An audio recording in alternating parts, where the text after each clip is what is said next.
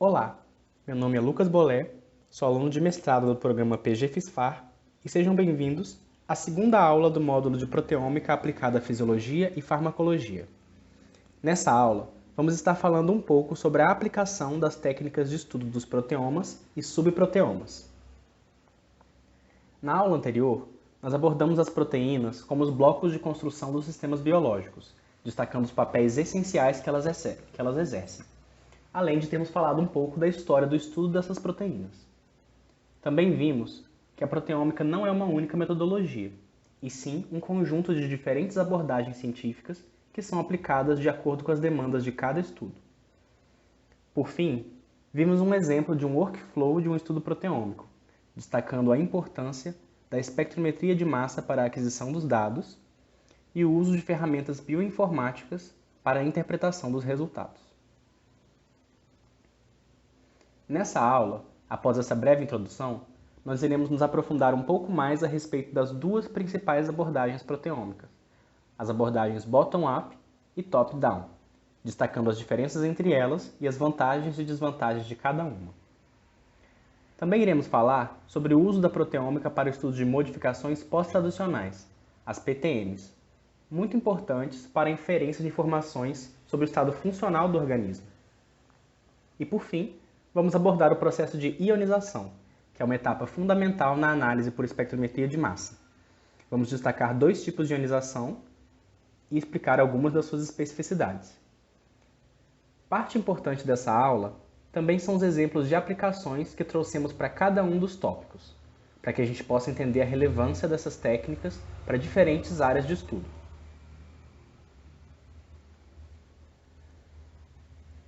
Bom, para começar a falar sobre as abordagens proteômicas, aqui nós temos um resumo do workflow de um estudo proteômico do tipo bottom-up. Nessa abordagem, depois de se extrair o conteúdo proteico da amostra que se está trabalhando, essas proteínas de alta massa molecular vão passar por uma digestão enzimática antes de serem analisadas por espectrometria de massa. Essa etapa de digestão tem uma implicação muito importante. O espectrômetro de massa não vai estar detectando as proteínas da sua amostra, e sim os fragmentos peptídicos que cada uma dessas proteínas gerou após a etapa de digestão. As informações sobre as proteínas originais vão ser obtidas com base nesses fragmentos específicos e na sua abundância relativa na amostra. A enzima mais utilizada para a digestão das proteínas na proteômica bottom-up é a tripsina, mas há algumas outras possíveis de serem utilizadas. Os fatores limitantes para o uso de determinada enzima nessa abordagem são a especificidade do seu sítio de clivagem, em outras palavras, é necessário que haja um sítio de clivagem específico e conhecido, e a disponibilidade de ferramentas bioinformáticas para a identificação dos peptídeos gerados por essa enzima. Essa técnica bottom-up também é chamada de proteômica shotgun e é a técnica mais utilizada desde o surgimento dos primeiros estudos de proteoma.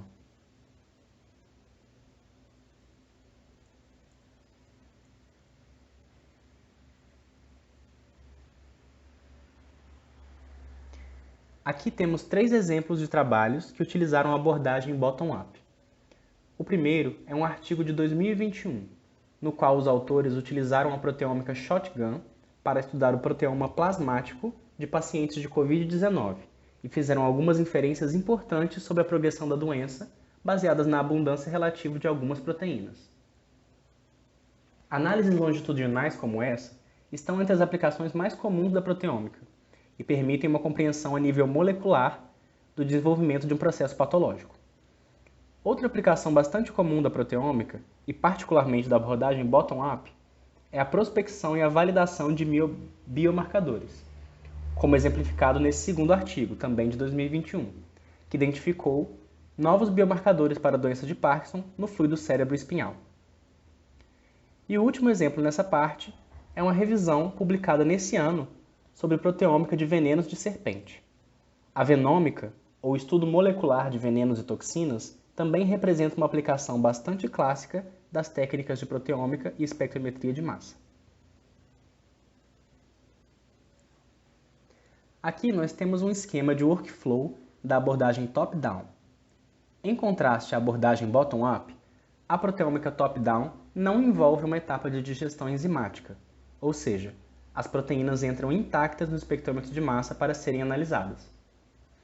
Um fator a ser considerado quando se trabalha com proteínas é a existência de proteoformas distintas, ou seja, versões de uma mesma proteína que se diferenciam, por exemplo, pela ocorrência de um splicing alternativo. E uma das aplicações mais notáveis da proteômica top-down é a possibilidade de identificação e distinção dessas proteoformas, como bem exemplificado aqui nesse artigo de 2021.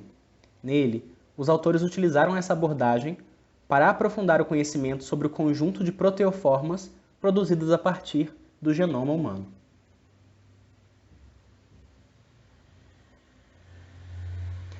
Essa é uma tabela comparativa entre as duas abordagens que nós vimos, com um panorama das vantagens e desvantagens de cada uma. A abordagem bottom-up tem menor custo em termos de equipamento, ao contrário da top-down, que vai utilizar equipamentos mais caros. Além disso, por ser utilizada há mais tempo, a abordagem bottom-up possui um conjunto mais robusto de ferramentas bioinformáticas disponíveis para o processamento dos seus dados. A proteômica top-down, por sua vez, vai oferecer uma informação mais completa e íntegra sobre a sequência das proteínas, permitindo a diferenciação de proteoformas. É uma grande vantagem em relação à bottom-up, que além de consumir um tempo extra na etapa de digestão, pode acabar perdendo algumas porções das sequências proteicas. Em contrapartida, a análise de proteínas com massa superior a 50 kDa não é muito efetiva na abordagem top-down.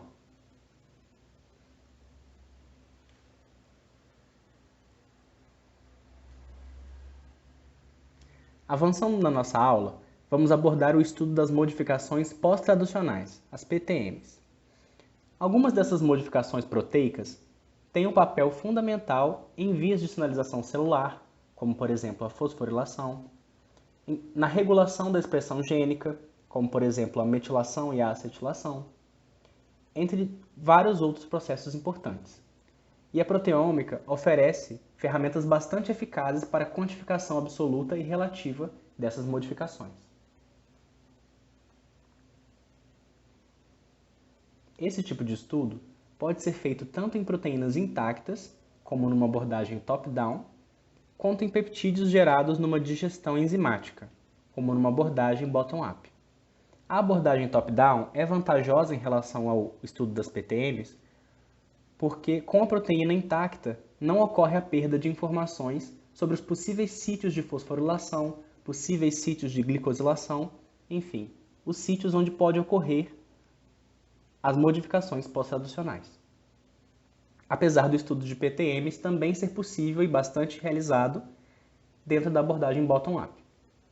É importante destacar que as proteínas com modificações existem nos sistemas biológicos em abundância muito menor do que as suas versões não modificadas. Por esse motivo, as técnicas proteômicas que estudam as modificações pós-traducionais se baseiam num processo chamado enriquecimento. Esse processo consiste em pescar, dentro de uma amostra complexa, as proteínas que possuem determinada modificação, para posteriormente estudar a sua abundância em relação ao proteoma global. O enriquecimento pode ser feito através de uma cromatografia de afinidade, por exemplo, onde as proteínas modificadas serão retidas por um material desenvolvido especificamente para esse fim.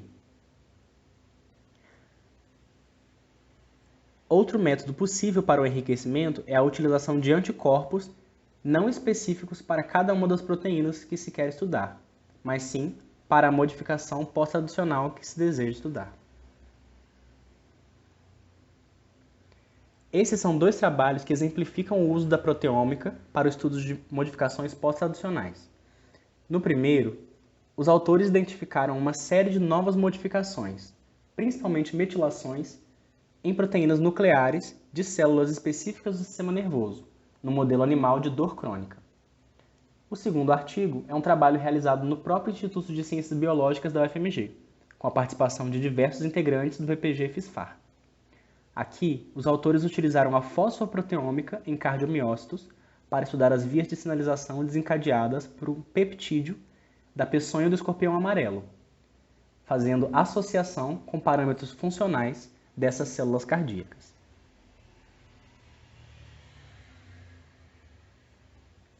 O último tópico da nossa aula será a respeito dos tipos de ionização que podem iniciar uma análise por espectrometria de massa.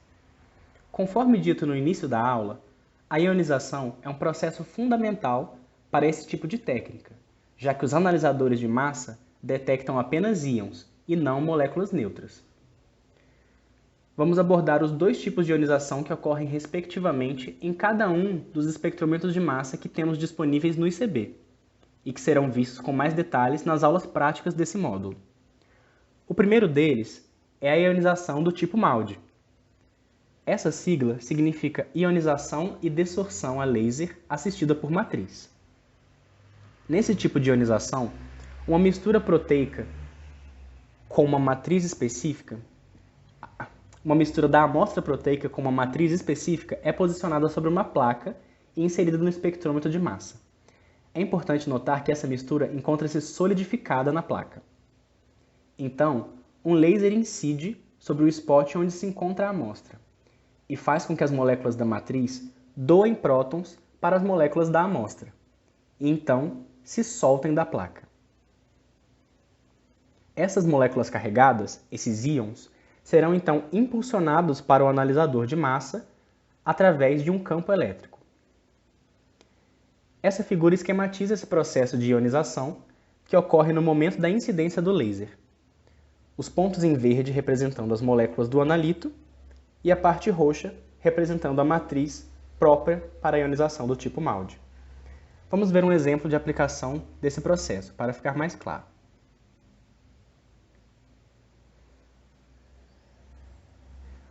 Como na ionização do tipo MALDI, as amostras entram no instrumento no estado sólido, é possível estudar a distribuição espacial de proteínas utilizando instrumentos do tipo MALDI.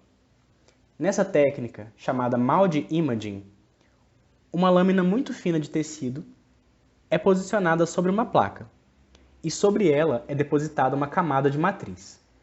Então, a superfície da placa é varrida pelo laser para que cada ponto do tecido seja analisado no espectrômetro.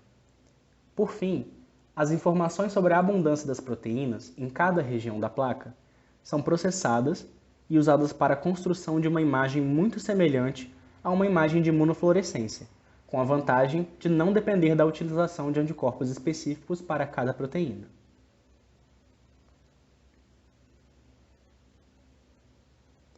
O segundo tipo de ionização que abordaremos é o eletrospray.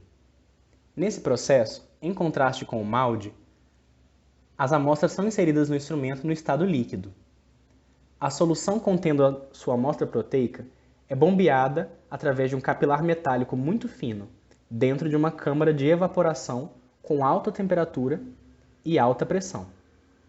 Nessas condições, os analitos são ionizados no momento em que são expelidos para fora do capilar, formando um spray de íons no interior da câmara, como representado nessa figura. A partir daí, esses íons também são conduzidos para o analisador de massa através de um campo elétrico, orientado nessa direção.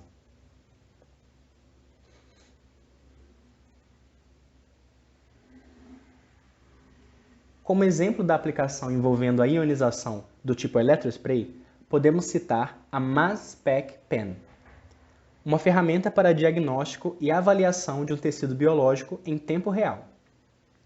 Essa tecnologia foi desenvolvida em meados de 2017, com a participação de uma cientista brasileira, a doutora Lívia Eberlin. Trata-se de um dispositivo manual acoplado a um espectrômetro de massa, que posiciona uma pequena gota de água sobre um tecido biológico e reabsorve essa gota poucos segundos depois, direcionando esse material coletado para um espectrômetro de massa com o ionizador do tipo eletrospray. Esse dispositivo pode ser usado por médicos durante cirurgias para determinar em tempo real quais regiões de um órgão estão saudáveis e quais estão comprometidas por um câncer, por exemplo. A Mass Spec Pen Ganhou tanto destaque ao ser desenvolvida que foi abordada inclusive pela série americana Grey's Anatomy como um grande avanço na medicina, como podemos ver aqui nesse quadro. Também vale a pena mencionar que a ionização do tipo eletrospray, por trabalhar com amostras líquidas, pode ser associada a mecanismos de separação, que aumentam a qualidade da análise no espectrômetro, como, por exemplo, a cromatografia líquida de ultra performance, UPLC, que será melhor abordada na nossa aula prática a respeito de proteômica direcional.